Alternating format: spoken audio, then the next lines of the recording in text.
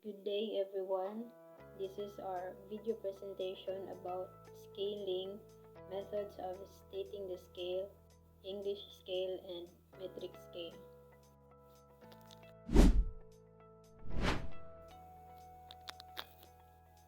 So today I will discuss about scaling. So scaling is a process of representing the actual size of an object in a drawing or map in proportion to its actual size. So it means that scaling is a method of representing the actual size of an object on a drawing by reducing or enlarging it according to a fixed ratio. So importante ni siya gamiton kay daghang mga objects or like houses or buildings nga dako ra kaayo ang ilang measurements or sizes para maigo sa atong drawing paper. Mao nang mogamit ta og scale para mo fit siya sa atong drawing paper while keeping the correct proportion.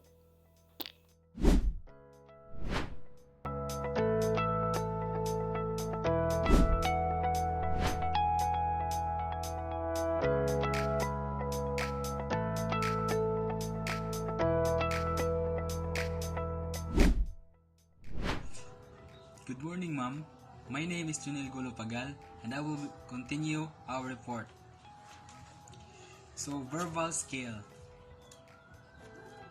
A verbal scale is a way to express the relationship between the size of an object or feature on a map or drawing and its actual size in the real world using words. So, verbal scale is when it is written in words. For example, 1 centimeter represent 1 meter. Kumbaga, ang verbal scale is how we express the measurements and how we state it in the real world. So, for example, kani daw 1 centimeter represent 1 meter. So, mo na ang gitawag nato og verbal scale. Verbal scale. Good day everyone. Today I will discuss numerical scale. A numerical scale, also known as the representative fraction or ratio scales, shows that relationship between a distance on the map or drawing and the actual distance on the ground. It shows how much the real world has been reduced to fit onto a drawing. So RF refers to distance of object on drawing and corresponding actual distance of object on ground. That's all. Thank you. Good morning, ma'am. My name is Chen Pulusaban from Kawayan Pumasag, Rizal, Leyte.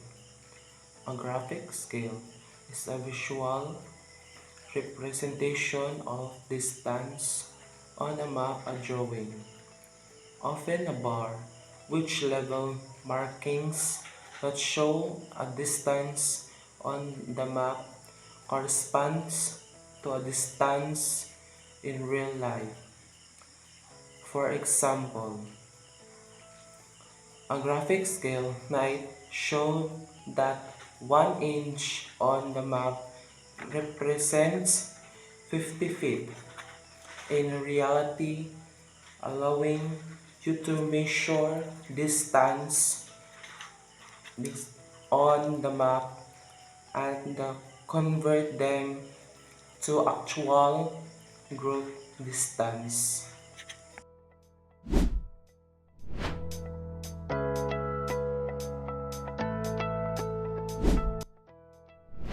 Continue our report. This is English scale.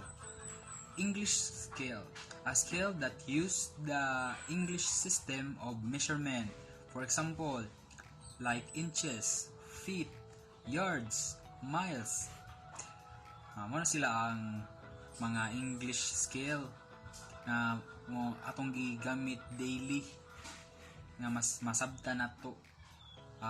Like so na to ni paggamit, for example 1 inch equals 1 foot, diba, na ay nasjay kuan mga common English scale, English word.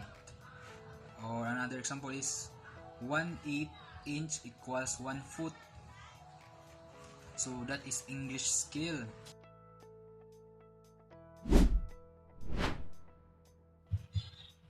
Metric scale. Metric scale is a type of scale that uses the metric system, meters, millimeters, centimeters, or kilometers to present the actual size in a real life. Meaning and example of metric scale. A scale that uses the metric system, millimeters, centimeters, meters, kilometers.